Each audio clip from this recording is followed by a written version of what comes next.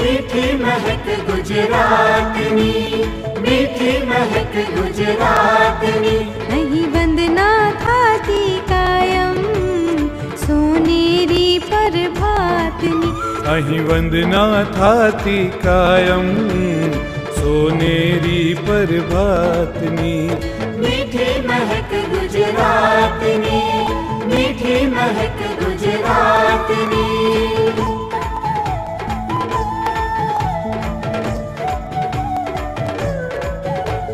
શ્વાસમહી ગુજરાત અને ઉચ્છ્વાસમાં ગુજરાત છે।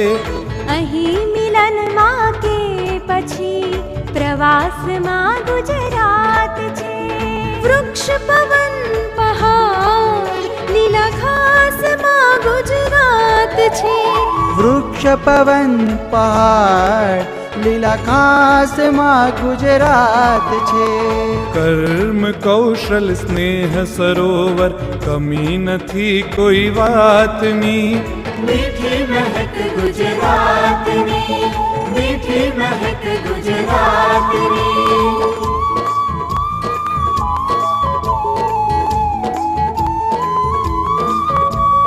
ચંદનથી પણ અધિક સુવાસિત અહીંની માટીના કણકણ।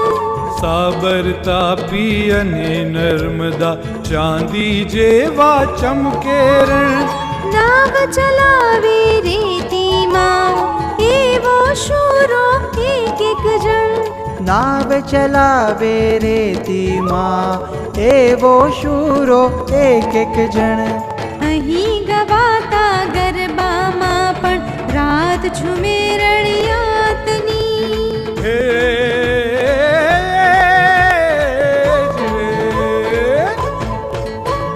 मीठी महक गुजरातनी, मीठी महक गुजरातनी।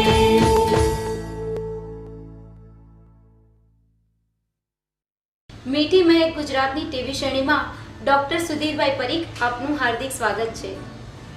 મિત્રો, આજે મારે તમને એક વાત કહેવી છે। ગુજરાતના એક શિરમોર વ્યક્તિત્વની, મુઠ્ઠી ઉછીરા એક માનવીની, એક સોહામણા સજ્જનની। હા, મારે વાત કરવી છે એક મીઠા બોલા મોટા માણસની, એક આદર્શ અને પ્રેમાળ પતિની, અને વાત્સલ્યથી છલોછલ છલકાતા એક પિતાની, અને તબીબી ક્ષેત્રે પોતાના વ્યવસાયને ખૂબ જ ઊંચાઈ સુધી પહોંચાડનાર લાખોમાં એક એવા પરમ આદરણીય પદ્મશ્રી ડોક્ટર શ્રી સુધીરભાઈ પરીખની।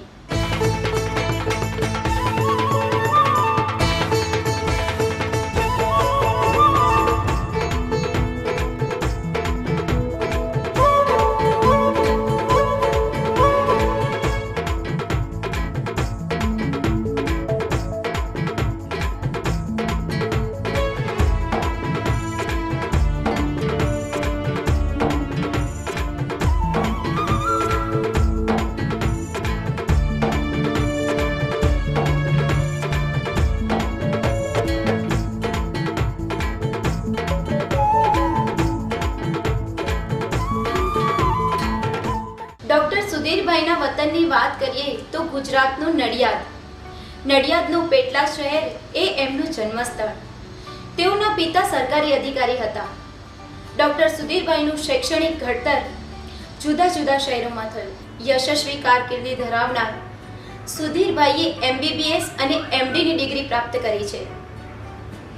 ઈસવીસન 1971માં એમણે ઇંગ્લેન્ડમાં હાયર એજ્યુકેશન પ્રાપ્ત કર્યું। ડૉક્ટર સુધીરજી, આપની જન્મભૂમિ તો ગુજરાત, પણ આપનો બર્થ કયા સિટીમાં થયો? મારો જન્મ ગુજરાતમાં ખેડા જિલ્લામાં પેટલાદ નામના ગામમાં થયો હતો, અને મારું વતન નડિયાદ હતું। અને પણ અમે છેલ્લા 15-20 વર્ષ જ્યારે હું ઇન્ડિયા હતો 70s ને 80sમાં, ત્યારે અમે અમદાવાદમાં સેટલ થયા હતા। મારા ફાધર ગવર્મેન્ટ ઓફિસર હતા, એટલે અમે લોકો સ્કૂલિંગ બધું પાલનપુર, મુંબઈ, જલગાંવ, મહારાષ્ટ્રમાં અને ગુજરાતમાં કરેલું છે। ડૉક્ટર સુધીરજી, આપના કોલેજ એજ્યુકેશન વિશે કાંઈક કહો. મેં કોલેજ અમદાવાદમાં MG સાયન્સમાં કરી હતી અને પછી MBBS અને MD સિવિલ હોસ્પિટલ બીજે મેડિકલ કોલેજ કરી હતી. પછી ત્યાંથી હું ઇંગ્લેન્ડ રવાના થયો હતો આગળ એજ્યુકેશન વધારે હાયર એજ્યુકેશન માટે, કારણ કે મને હંમેશા ઇંગ્લિશ માટે એક નોસ્ટાલ્જિક ઇમોશનલ ફિલિંગ હતી કે મારે જો જાણવું હતું કે જ્યારે અંગ્રેજીઓ આપણા ઉપર 200 વર્ષ રાજ્ય કર્યું તો એ અંગ્રેજીઓ ખરેખર કેવું એજ્યુકેશન હોય છે, ત્યાં શું લોકો હોય છે. એટલે હું અમેરિકા આવી શક્યો હતો ખરેખર, પણ અમેરિકા આવવાની બદલે 71માં હું ઇંગ્લેન્ડ ગયો અને લકીલી ઇંગ્લેન્ડમાં મને ત્યાંની સારામાં સારી હોસ્પિટલ જેને સેન્ટ બાર્થોલોમ્યુ હોસ્પિટલ કહે છે કે જે હેનરી II 11મી સેન્ચુરીમાં સ્થાપી હતી, એને ઇંગ્લેન્ડની બહુ જ પ્રેસ્ટિજિયસ હોસ્પિટલમાં મને રેસિડેન્ટ ડૉક્ટર તરીકે પોઝિશન મળી હતી અને ત્યાં મેં 4 વર્ષ ત્યાં ટ્રેનિંગ લીધી, કામ કર્યું અને ઘણું શીખ્યો. અને પછી 75માં હું USA આવ્યો અને USA આવી અને પછી અહીંયા મેં આસ્મા એલર્જી સાઇનસ ડિઝીઝની સ્પેશિયલાઇઝેશન કર્યું અને પછી I started private practice, consulting practice. અને I started with the one consulting private practice. આજે મારી પાસે 26 કન્સલ્ટિંગ પ્રાઇવેટ પ્રેક્ટિસીસ છે. એટલે મને એકવાર આઈડિયા આવ્યો પહેલી પ્રેક્ટિસ પછી કે હવે હું આટલું તો બિઝી તો છું, દિવસના 100-150 પેશન્ટો જોઉં છું, પણ પછી શું? એટલે મેં કહ્યું કે જો મારે પ્રગતિ કરવી હોય તો જેટલી અહીંયા અમેરિકામાં મેડિકલ પ્રેક્ટિસ હંમેશા સેલ ને બાય ને સેલ થઈ શકે, એટલે જે ડૉક્ટરો રિટાયર થતા હોય એ લોકો પોતાની પ્રેક્ટિસ સેલ કરે. તો અમારા સબ્જેક્ટમાં સ્પેશિયાલિટીમાં જે બધા ડૉક્ટરોની કન્સલ્ટિંગ પ્રેક્ટિસ હતી એ બધી એક પછી એક મેં 1980થી આજ સુધીમાં બધી એક્વાયર કરી, એટલે બાય કરી.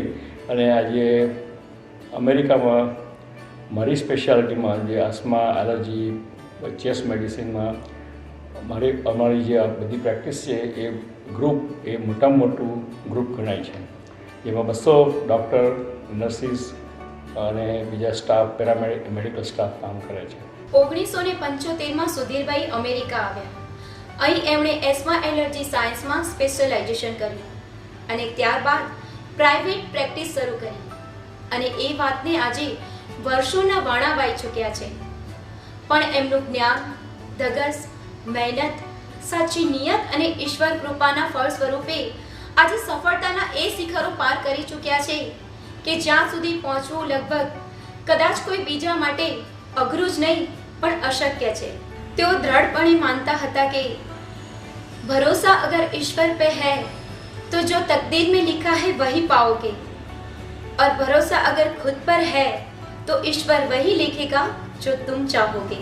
સુધીરજી, અમેરિકા આવ્યા પછી આપણે કોઈ સ્ટ્રગલ અનુભવી? જરૂર. દરેક ઇમિગ્રન્ટ જ્યારે અમેરિકા આવે કે કોઈ બી નવી કન્ટ્રીમાં જાય તો થોડી તો સ્ટ્રગલ રહે જ, સામાજિક, ઇકોનોમિકલ. પણ અમે લોકો ફોર્ચ્યુનેટલી ડૉક્ટર થઈને આવેલા એટલે તરત જ એમને ડૉક્ટર તરીકે, રેસિડેન્ટ ડૉક્ટર તરીકે પોઝિશન મળી ગઈ હતી હોસ્પિટલમાં. અને પણ પછી જેમ જેમ આગળ અમે ભણતા ગયા અને જ્યારે પ્રેક્ટિસ શરૂ કરવાનો ટાઈમ આવ્યો ત્યારે પણ થોડીક સ્ટ્રગલ મળી, પણ ખરેખર બહુ સ્ટ્રગલ નથી થઈ. પણ અમે લોકો ખાલી $8 લઈને આવેલા. તે વખતે આપણા ઇન્ડિયાના ગવર્મેન્ટ પાસે રિઝર્વ ફંડ નહોતું, એટલે બધાને ખાલી મેક્સિમમ $8 આપતા હતા. અને અહીંયા અમે $8 લઈને આવેલા અને અમારું એજ્યુકેશન લીધે આજે અમે એટલા સક્સેસફુલ થયા. ધન અને વિદ્યાનું દાન કરતી વખતે ડોક્ટર સુધીરભાઈના હૃદયની ભાવના સાચે જ વંદનને પાત્ર છે. ભારત અને ગુજરાતની સેવા માટે તેઓ ક્યારેય પાછા પડ્યા નથી. અને આ જોતા મિત્રો, ગુજરાતના એક જાણીતા શાયર ધુની માંડલિયાનો એક શેર અહીંયા ટાંકવાની ઈચ્છા થાય છે કે ક્યાંય તારા નામની તકતી નથી, એ હવા તારી સખાવતને સલામ. તો ડૉક્ટર સુધીરજી, આપની સમાજ સેવા વિશે અમને કાંઈક કહો. હું એવું માનું છું કે જ્યારે હું નાનો હતો અને કોલેજમાં ભણતો હતો અને મેડિકલ સ્કૂલમાં ભણતો હતો ત્યારે મેં ઘણા મોટા NGO એટલે NGOની સ્કોલરશિપ લઈને ભણ્યો હતો. એટલે હું હંમેશા એવું માનતો હતો કે જ્યારે હું સક્સેસફુલ થઈશ ત્યારે હંમેશા હું કોમ્યુનિટીને પે બેક કરીશ.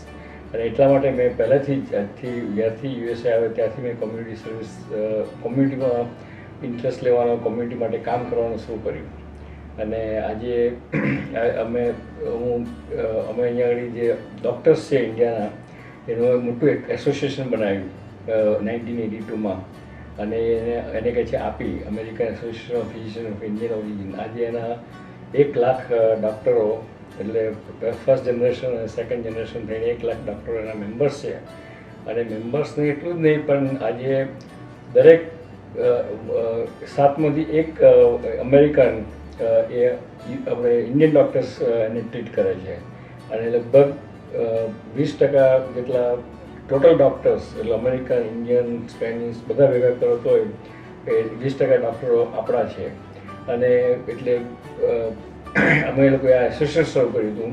અને એસોસિએશનનો મેઇન ગોલ એ હતો કે જે સેકન્ડ જનરેશન આવે અમારો, એટલે અમારા છોકરાઓ જે ડૉક્ટર થાય એ લોકોને આપણા ઇન્ડિયા માટે કામ કરવાની, સેવા કરવાની પ્રોત્સાહન આપીએ.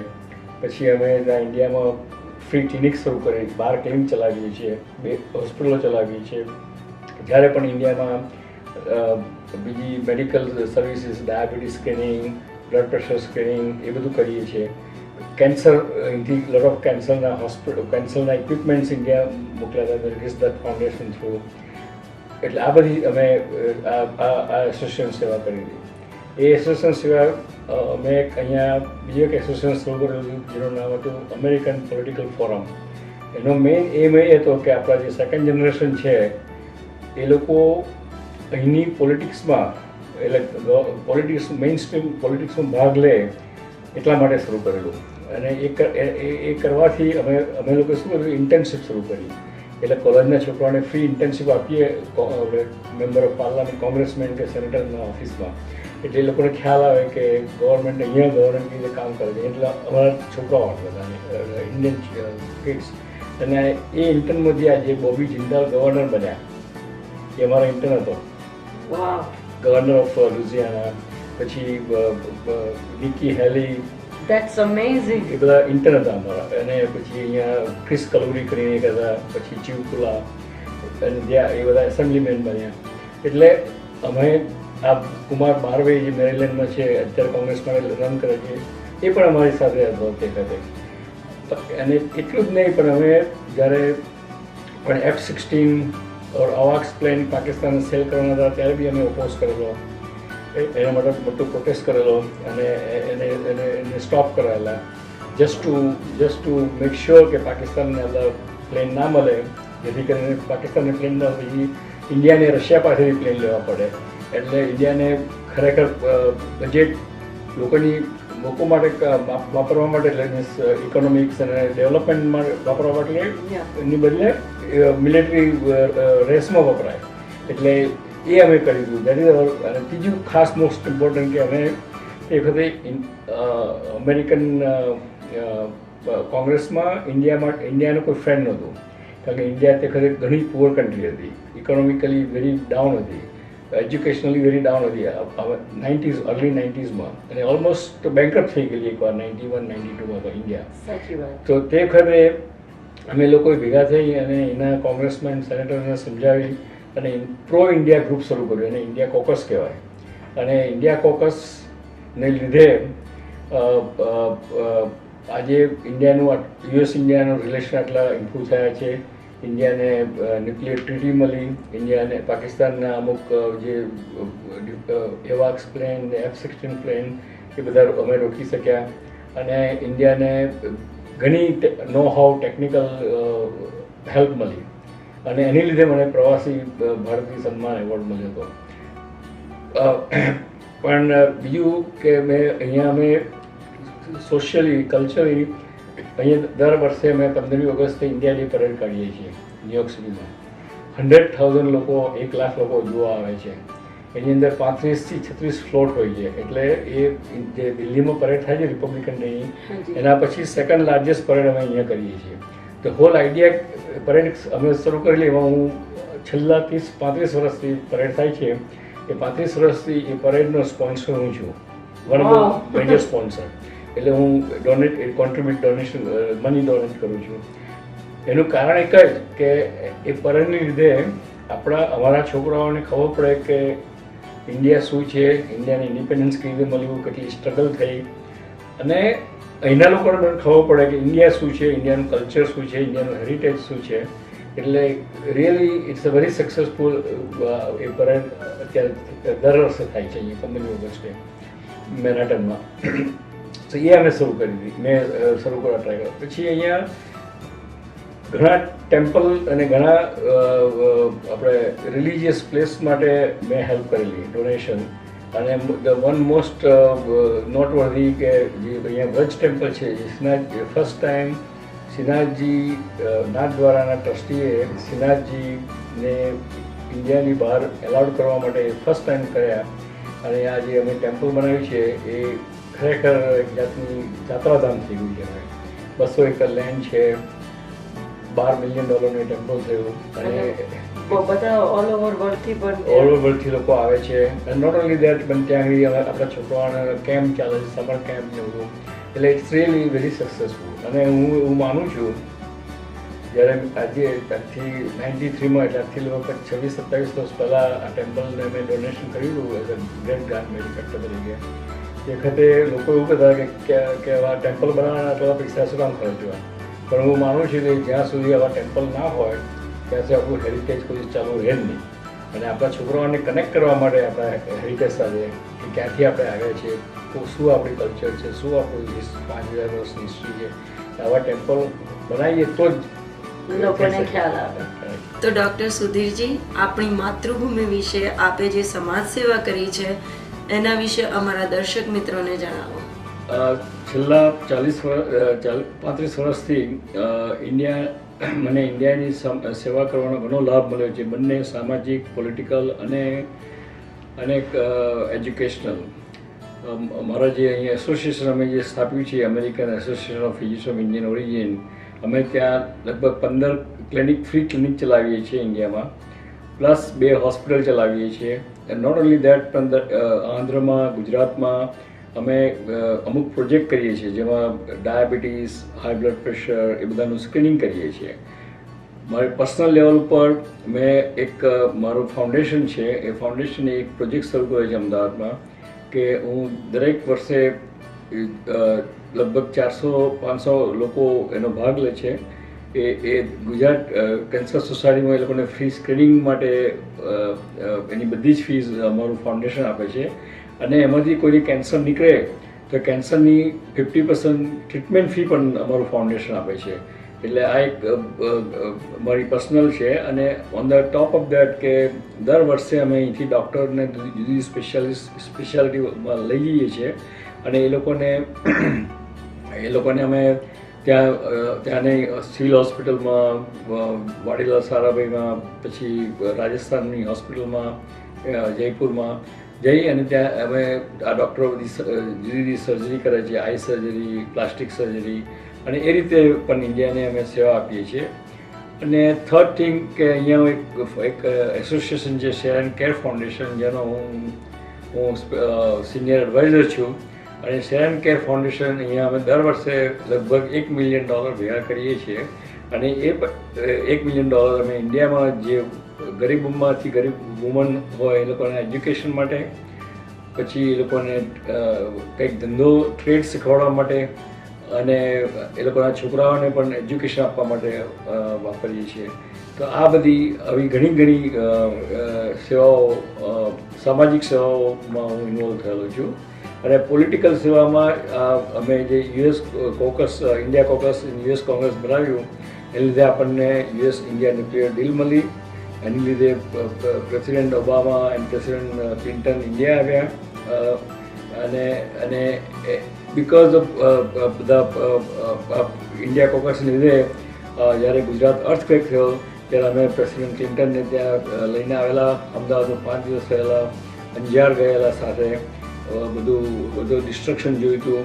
અને તે વખતે પ્રેસિડેન્ટ ક્લિન્ટનના લીડરશિપ નીચે અમે $50 મિલિયન અમેરિકન કોર્પોરેશનમાંથી ભેગા કરી અને ગુજરાતને આપ્યા.